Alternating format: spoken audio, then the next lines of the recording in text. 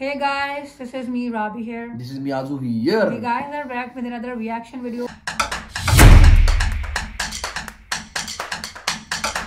तो हमारे चैनल पर न्यू आए हो तो हमारे चैनल को जल्दी से सब्सक्राइब करके राजू राबी को ज्वाइन करो। हमारा व्लॉगिंग चैनल है बाय द नेम राबी आजम, नीचे आ रहा है डिस्क्रिप्शन में लिंक है, उसको भी सब्सक्राइब कर लेना। चलते हैं आज की वीडियो का टाइटल। तो गाइस आज हम वीडियो रिएक्शन देने वाले हैं, उसका टाइटल है can India emerge as a new world's factory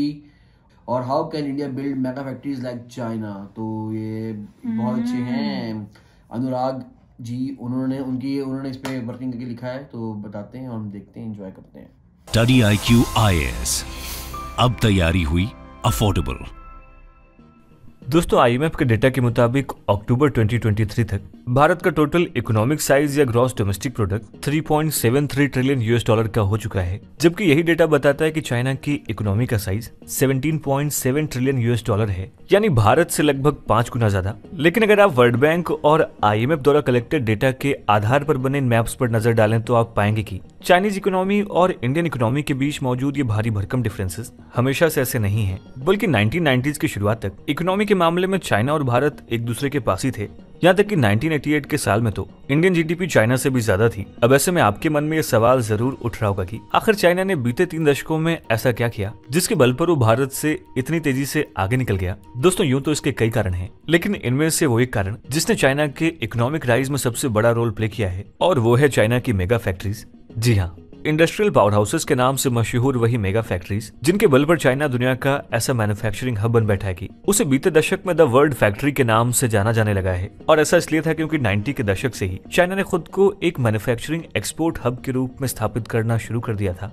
और इसी का नतीजा है कि आज एप्पल से लेकर टेस्ला तक दुनिया की बड़ी से बड़ी कंपनीज अपनी मैन्युफैक्चरिंग यूनिट्स को चाइना में लगाए हुए हैं, और इसी की वजह से चाइना ग्लोबल सप्लाई चेन का एक की प्लेयर बन बैठा है। हालांकि इस बीच हर कोई भारत के इकोनॉमिक पोटेंशियल और दुनिया में उसकी फास्टेस्ट ग्रोइंग इकोनॉमी को एक्नॉलेज कर रहा है, जहां अभी से माना जाने लगा है कि वो भारत ही जो आने वाले टाइम में चाइना से उसकी वर्ल्ड्स फैक्ट्री के तमगे को छीन सकता है। मगर इसके साथ ही इकोनॉमिक एक्सपर्ट्स भी इस बात पर जोर दे रहे हैं कि ऐसा करने के लिए भारत को भी चाइना की तरह ही मेगा फैक्ट्रीज बिल्ड करनी होंगी, ऐसी फैक्ट्रीज जो अपने मैन्युफैक्चरिंग पोटेंशियल से चाइना से सीधी टक्कर ले सके। मगर अब प्रश्न ये उठता कि आखिर ऐसा होगा कैसे, और आखिर कैसे भारत भी चाइना की तरह ही देश में ऐसे विशालकाय फैक्ट्रीज का सेटअप बिल्ड कर पाएगा। आज के इस वीडियो में हम इन्हीं सब सवालों पर चर्चा करेंगे और ये जानने की कोशिश करेंगे कि आखिर भारत को ऐसा करने के लिए क्या क्या करना होगा। ये topic UPSC mains GS paper 3 के इकोनॉमी से रिलेटेड सेक्शन के लिए इम्पोर्टेंट है, और आपको इससे रिलेटेड एक मेंस प्रैक्टिस क्वेश्चन इस वीडियो के एंड में मिल जाएगा।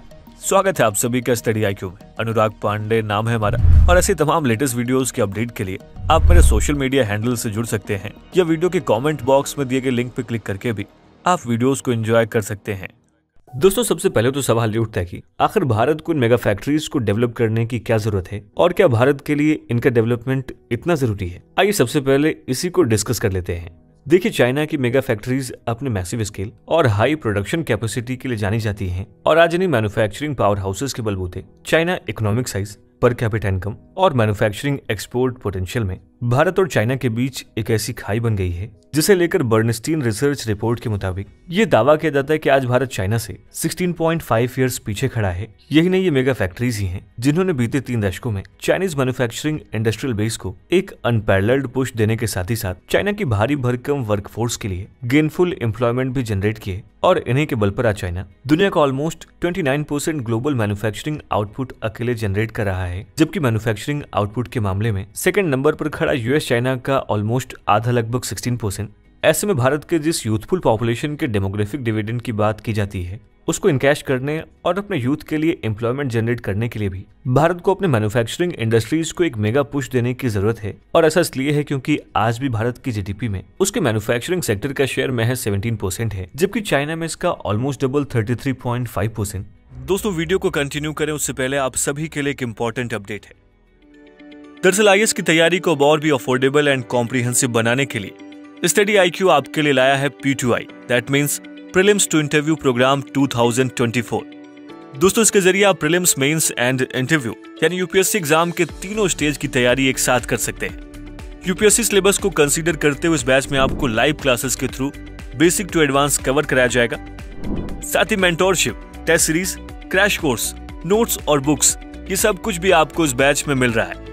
UPSC IAS live prelims 2 interview 2024 batch को इस न्यू ईयर सेल में ज्वाइन करते हैं and AN live coupon code का इस्तेमाल करते हैं तो आप 40,000 तक के इस कोर्स को मात्र 21,999 में ही अवेल कर सकते हैं। अधिक जानकारी के लिए इस वीडियो के डिस्क्रिप्शन बॉक्स में दिए गए लिंक पर क्लिक करें या स्टडी IQ की वेबसाइट पर विजिट करके भी आप इस कोर्स को परचेज कर सकते हैं।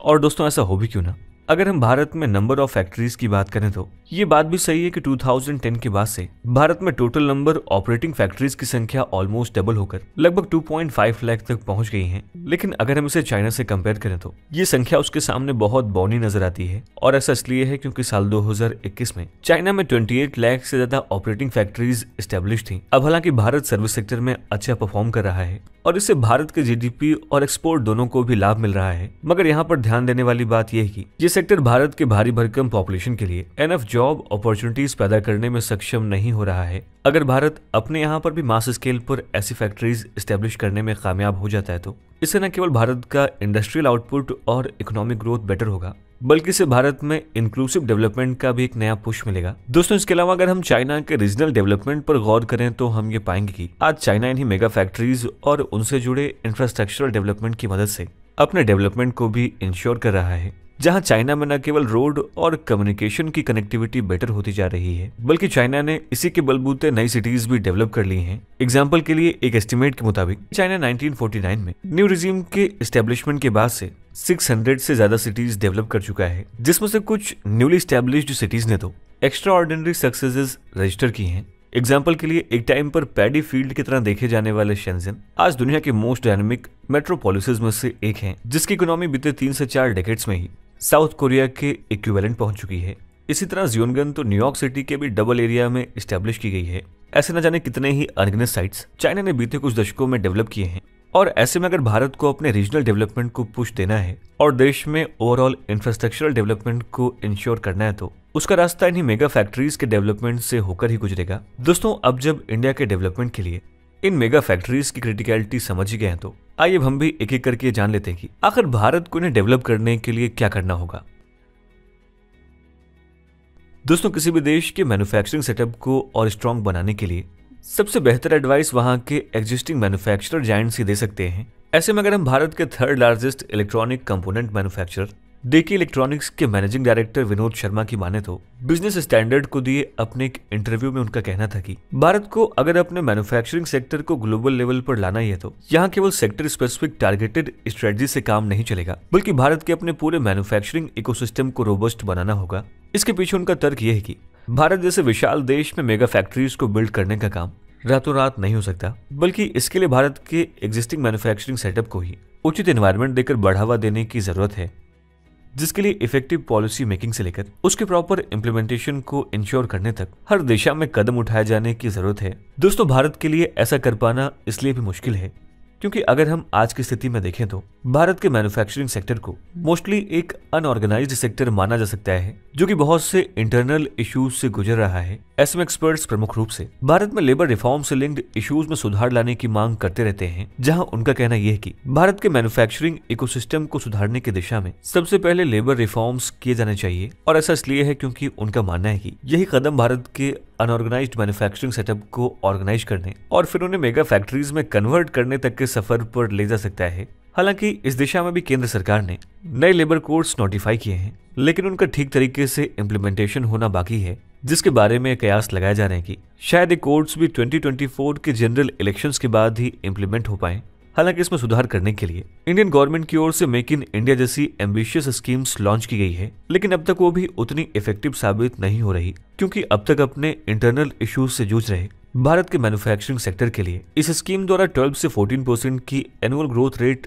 रजिस्टर करना एक ओवर एम्बिशियस टारगेट दिखाई दे रहा है। इसी तरीके से एक्सपर्ट्स का मानना है कि भारत को अपने मैन्युफैक्चरिंग इकोसिस्टम के सुधार के लिए one size fits for all जैसी सेंट्रलाइज्ड अप्रोच के बजाय रीजनल और डिसेंट्रलाइज्ड वे में आगे बढ़ना चाहिए, जहां हमारी कोशिश ये होनी चाहिए कि देश के अलग अलग हिस्सों की समस्याओं को सुलझाते हुए देश भर में मेगा फैक्ट्रीज के सेटअप के लिए एक कंड्यूसिव एनवायरनमेंट डेवलप किया जाए, जहां रॉ मटेरियल की availability, transportation capacity, natural advantages और अवेलेबिलिटी ऑफ वर्कफोर्स जैसे इश्यूज को ध्यान में रखते हुए सेक्टर स्पेसिफिक इंडस्ट्रीज को देश के अलग अलग कोनों में स्टैब्लिश किया जा सके, जो आगे जाकर मेगा फैक्ट्रीज का रूप ले सके। साथ ही एक्सपर्ट्स की माने तो भारत की मेगा फैक्ट्रीज की डेवलपमेंट की राह में सबसे बड़ा रोड़ा उसकी इरेगुलर पावर सप्लाई है। ऐसे में भारत को अपने मैन्युफैक्चरिंग इंफ्रास्ट्रक्चर को डेवलप करने के साथ ही साथ अपने एनर्जी सप्लाई सेटअप को भी डेवलप करने की जरूरत है। देखा जाए तो इस तरह की क्रिटिकलिटी भारत के ट्रांसपोर्टेशन एंड लॉजिस्टिक सेटअप्स के साथ भी है, और ऐसा इसलिए है क्योंकि जब ये उसकी मैन्युफैक्चरिंग सेक्टर के सपोर्ट में खड़े नहीं है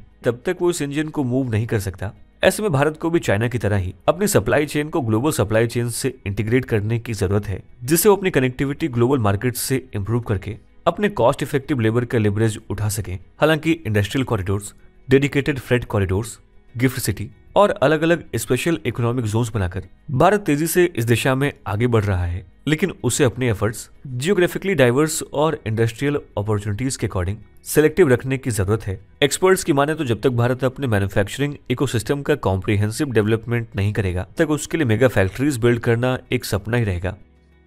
दोस्तों, मैन्युफैक्चरिंग इकोसिस्टम को डेवलप करने का मतलब ये नहीं कि इसके लिए हमें लेबर्स की वेलबींग पर ध्यान न देकर उनको एक्सप्लॉइट करना होगा, बल्कि एक्सपर्ट्स की माने तो भारत के मैन्युफैक्चरिंग हब बनने की राह लेबर वेलफेयर से होकर गुजरती है, जहां उनका कहना यह है कि मेगा फैक्ट्रीज का एक इंपॉर्टेंट पार्ट वहां काम करने वाली लेबर के वेलबींग का ध्यान रखना भी है। और ऐसा करने के केवल सोशलिस्ट रीजन नहीं है, बल्कि लेबर आउटपुट को बेटर करने के साथ ही साथ ओवरऑल मैन्युफैक्चरिंग एफिशिएंसी को भी बेटर करता है। दोस्तों, यहाँ एक्सपर्ट्स ये पॉइंट आउट करते हैं कि भारत में मौजूद ज्यादातर इंडस्ट्रीज में काम करने वाले लेबर्स या तो अर्बन स्लम्स में रहते हैं या फिर उन्हें लंबा डिस्टेंस कवर करके अपने घरों से फैक्ट्री सेटअप तक आना होता है, जिसका प्राइम एग्जांपल हम मुंबई की ओवर क्राउडेड लोकल ट्रेन से लेकर दिल्ली के डीटीसी बसेस तक में देख सकते हैं, जिससे उनकी एफिशिएंसी तो हैम्पर होती है, साथ ही अनहाइजीनिक कंडीशन में रहने की वजह से मलेरिया, डेंगू और टाइफाइड इत्यादि हेल्थ कंडीशंस का खतरा बना रहता है, जो लॉन्गर टर्म में एक वर्कर की लेबर प्रोडक्टिविटी और उसके परिवार की ओवरऑल वेलबींग को और भी ज्यादा नेगेटिवली अफेक्ट करता है। यही वजह है कि अगर हम Indian council for research on international economic relations की रिपोर्ट उठाकर देखें तो हम पाएंगे कि भारत में लेबर फोर्सेस की लोअर प्रोडक्टिविटी के पीछे एम्प्लॉयज की इल हेल्थ एक प्रोमिनेंट रीजन है। ऐसे में अगर फैक्ट्रीज में काम करने वाले लेबर्स को फैक्ट्री कंपाउंड में ही रेजिडेंस प्रोवाइड किए जाए तो इससे उनके लिविंग कंडीशंस में सुधार होने के साथ ही साथ family security, work life balance और उनके बच्चों को बेटर एजुकेशन और एक्स्ट्रा सेविंग्स में भी मदद मिलेगी, जिसका लॉन्ग टर्म में सीधा फायदा मैन्युफैक्चरिंग सेटअप को ही मिलेगा। दोस्तों, अगर हम चाइना की मेगा फैक्ट्रीज पर गौर करें तो वहां लेबर्स को इस तरीके से एकोमोडेट करना बहुत ही आम बात है, जबकि अगर हम भारत में देखें तो गवर्नमेंट पीएसयूज को छोड़कर ऐसे एग्जांपल्स बहुत कम ही देखने को मिलते हैं। ऐसे में भारत को अपने इंडस्ट्रियल बेस पर इन्वेस्ट करने के साथ ही साथ इस तरह के इंफ्रास्ट्रक्चरल डेवलपमेंट पर भी ध्यान देना चाहिए। इसके लिए गवर्नमेंट को भी इंडस्ट्रियल पार्क्स या बड़ी फैक्ट्रीज के लिए लैंड एलोकेट करते टाइम इस दिशा में भी प्लानिंग करने की जरूरत है। दोस्तों, जब भी भारत के बिजनेस या मैन्युफैक्चरिंग सेटअप की ग्रोथ की बात की जाती है तो अक्सर ये मुद्दा पॉइंट आउट किया जाता है कि आज भी भारत में ease of doing business up to the mark नहीं है, यानी भारत में एक बिजनेस को सेटअप करना आसान नहीं है। जहां अक्सर ये बात कही जाती है कि भारत में आज भी एंटरप्रेन्योर्स को रेड टेपिज्म, मल्टीपल रेगुलेशंस और गवर्नमेंट ऑफिसेज में होने वाले करप्शन से लेकर लैक ऑफ फंडिंग जैसी समस्याओं से गुजरना पड़ता है। इन सब के अलावा भारत में एक बिजनेस को स्टार्ट करने के साथ ही साथ डिफिकल्ट कंडीशंस में उस बिजनेस को विंड ऑफ करके एग्जिट करना भी इजी नहीं है। यही वजह है कि साल 2019 के लेटेस्ट अवेलेबल रैंकिंग में भी भारत इस मामले में दुनिया में 63rd रैंक पर था, जबकि चाइना 31st पर। दोस्तों, मार्केट एक्सपर्ट्स का मानना है कि यही वजह है कि अगर हम पलट कर देखें तो हम पाएंगे कि जनरल मोटर्स, फोर्ड मोटर्स और हार्ले डेविडसन जैसे ग्लोबल ब्रांड्स एक के बाद एक भारत को छोड़ते जा रहे हैं। दोस्तों, इसी तरीके से स्विट्जरलैंड बेस्ड दुनिया के सबसे बड़े सीमेंट मैन्युफैक्चरिंग ब्रांड यानी कि होल्सिम ग्रुप्स भी मैक्रो इकोनॉमिक और रेगुलेटरी कंसर्न्स का हवाला देकर कुछ साल पहले ही भारत छोड़कर जा चुका है। बल्कि साल 2021 में गवर्नमेंट द्वारा पार्लियामेंट में बताया गया कि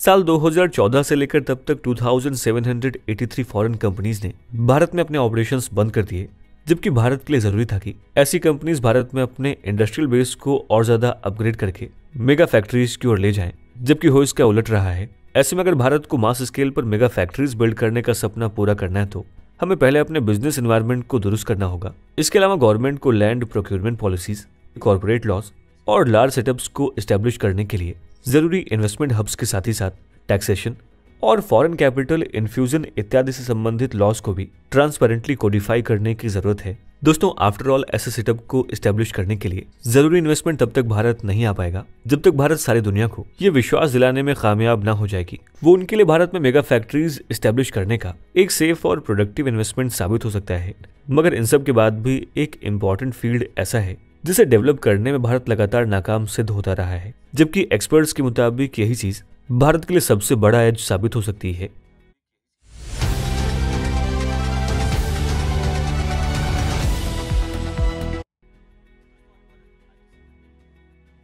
दोस्तों, आज भारत आईटी सेक्टर के फील्ड में दुनिया भर में केवल इसलिए विख्यात है क्योंकि उसके पास इसके लिए स्किल्ड और इक्विप्ड वर्कफोर्स मौजूद है, जिसके बल पर ही बीते 2 से ढाई दशक में भारत के आईटी सेक्टर ने एक अनपैरेलल्ड बूम अचीव किया है। ऐसे में अगर भारत को अपने एग्जिस्टिंग मैन्युफैक्चरिंग सेटअप को मेगा फैक्ट्रीज में तब्दील करना है तो यहाँ भी उसकी वर्कफोर्स उसके काम आएगी। एग्जाम्पल के लिए भारत की ह्यूज लेबर फोर्स को देखते हुए कार्स, ट्रैक्टर्स, लोकोमोटिव्स, टेक्सटाइल्स और फूडवेयर्स इत्यादि जैसी लेबर इंटेंसिव इंडस्ट्रीज को ग्रो करना एक यूजुअल चॉइस है, और इन सब इंडस्ट्रीज में वो पोटेंशियल है कि इनमें से हर किसी को मेगा फैक्ट्रीज के रूप में इकोनॉमिक पावर हाउस के रूप में तब्दील किया जा सकता है। मगर यहाँ पर ध्यान देने वाली बात यह कि मेगा फैक्ट्रीज में वर्कफोर्स से ये एक्सपेक्ट किया जाता है कि उनके पास एडवांस टेक्निकल स्किल्स हों जो उस हाईटेक मशीनरी को कॉम्प्लीमेंट कर सके। मगर भारत के लिए उसकी असली दिक्कत उसकी लेबर फोर्स की स्किलिंग है, जो कहीं न कहीं लेबर फोर्स की प्रोडक्टिविटी को भी हैम्पर करती है। एग्जाम्पल के लिए अगर हम इसी साल रिलीज हुई इंडिया स्किल रिपोर्ट 2023 उठाकर देखें तो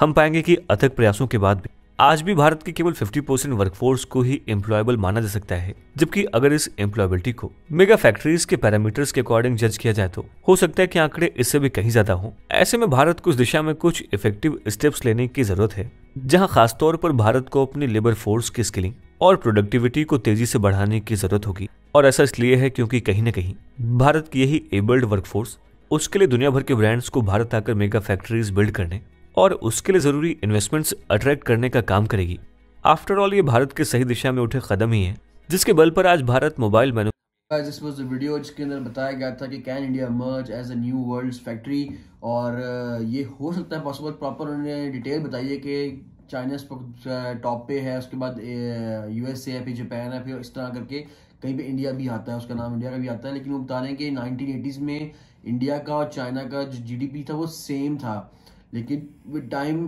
उसके बाद चाइना बहुत ऊपर चला गया और इंडिया उस तरह। उसमें बताया गया कि क्या क्या इंडिया स्टेप्स ले तो उसके बाद इंडिया जाके क्या इस तरह अपने आप को क्या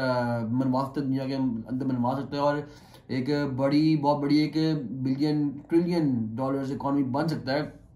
वही तरीकेकार यही है कि उन्होंने कहा कि मेगा फैक्ट्रीज तभी आएंगी लग सकती इंडिया में जब और इन्वेस्टमेंट तभी आएगी जब जो उन्होंने बेसिक चीज़ें बताई हैं कि एक तो कि स्किल्स जो हैं जो उनके एम्प्लॉयर्स की हैं वो बेहतर हों, प्रोडक्टिविटी बेहतर हो, और बहुत से और फैक्टर्स बताए उन्होंने जो कि मुझे सही लगे। उन्होंने बात बिल्कुल ठीक की है कि हमारे साउथ एशिया में शायद ये है कि जो चाइना ने बहुत तरक्की इसलिए की है कि चाइना ने अपने लेबर को बहुत लॉज के अंदर प्रोटेक्ट रखा, उनको हेल्थ कार्ड दिए, उनका हेल्थ का हर चीज़ रखा जाता है, उनको सेफ्टी की हर चीज़ प्रोवाइड की जाती है, उनके हर तरह की फैसिलिटी दी जाती है और उनसे प्रोडक्टिविटी ली जाती है। इसी तरह यहाँ पे भी करना चाहिए। ऑब्वियसली नहीं देता होगा ज़्यादा, हम तो इतना नहीं जानते आपकी चीज़ों को, लेकिन जिस तरह इन्होंने कहा ये भी कि इंडियन ही है तो उसको और बेहतर करना पड़ेगा। जिस तरह कि अब टेस्ला और ये क्या एप्पल जो है वो आ गया है। वैसे एप्पल तो शायद मैन्युफैक्चरिंग भी कर रहे हैं इंडिया में, अपना जो उन्होंने प्लांट था चाइना से शिफ्ट कर रहे हैं इधर, टेस्ला भी अपना शिफ्ट कर देगा प्लांट इधर, तो एक इंडिया की बहुत अचीवमेंट है। इस तरह विद टाइम इंडिया स्टेप्स तो सही ले रहा है, विद टाइम इंडिया ऊपर चल जाएगा। और जैसे कि एक स्लोगन चलाया था नरेंद्र मोदी ने कि मेक इन इंडिया पॉलिसी जो है वो उस पर काम किया जा रहा है, तो इस तरह इंडिया बड़ी फैक्ट्रीज बड़े सिस्टम्स लगेंगे, बड़े बड़े जो इन्वेस्टर्स हैं बाहर फॉरेन इन्वेस्टर्स और लोकल इन्वेस्टर्स भी, जैसे मुकेश अंबानी जी हैं, फिर टाटा जी हैं और बहुत सी और भी कंपनीज हैं, तो ये इन्वेस्ट करेंगे इंडिया में। और देखते हैं कि विद पैसेज ऑफ टाइम आगे आने वाले वक्त में क्या होता है, क्योंकि पॉलिसीज़ और जो चीज़ें होती हैं वो टाइम टू टाइम चेंज होती रहती हैं, सो कुछ भी प्रेडिक्ट करना पॉसिबल नहीं होता है। हाँ, लेकिन जो देख रहे हैं उसके अकॉर्डिंग तो लगता है कि हाँ पॉसिबिलिटी है, बट लेट्स सी, क्योंकि ये मेरे ख्याल से डिपेंड करता है ऑल इन ऑल कि आपकी मुल्क के अंदर कितनी स्टेबिलिटी है। और स्टेबिलिटी जब से नरेंद्र मोदी साहब की गवर्नमेंट आई है काफ़ी रही है और उसी दौरान ज़्यादा डेवलपमेंट भी देखने को मिली है। मेरे ख्याल से अगर यही चीज़ चलती रहेगी और अगर आपके मुल्क के अंदर जो क्या उसे कहते हैं कि अमन होगा और एक अच्छी सी कंसिस्टेंसी के साथ एक ही इंसान काम कर रहा होगा, तो मेरे ख्याल से पॉसिबिलिटी है। क्योंकि जहाँ पर ऊपर नीचे चीज़ें होती हैं, इंटरनेशनल पॉलिटिक्स इन्वॉल्व होती है, मुल्क में इन्फ्लेशन आती है, तो चीज़ें और काम डेवलपमेंट रुक जाती है, वो उस तरह से फिर बूस्ट नहीं कर पाती। सो लेट्स सी, आगे आने वाले वक्त ही बताएगा कि इंडिया कितने सालों में और कब तक उस लेवल पर पहुंच जाएगा कि वो भी चाइना के बराबर आकर खड़ा हो जाए। So let's see, hope for the best, let's see कि क्या होता है। बट यही थी हमारी आज की वीडियो और यही था रिएक्शन। आई होप सो कि आप लोगों ने वीडियो रिएक्शन एंजॉय किया होगा। अगर किया है तो लाइक शेयर सब्सक्राइब जरूर करना। मुलाकात करेंगे एक और वीडियो में। अल्लाह हाफिज़।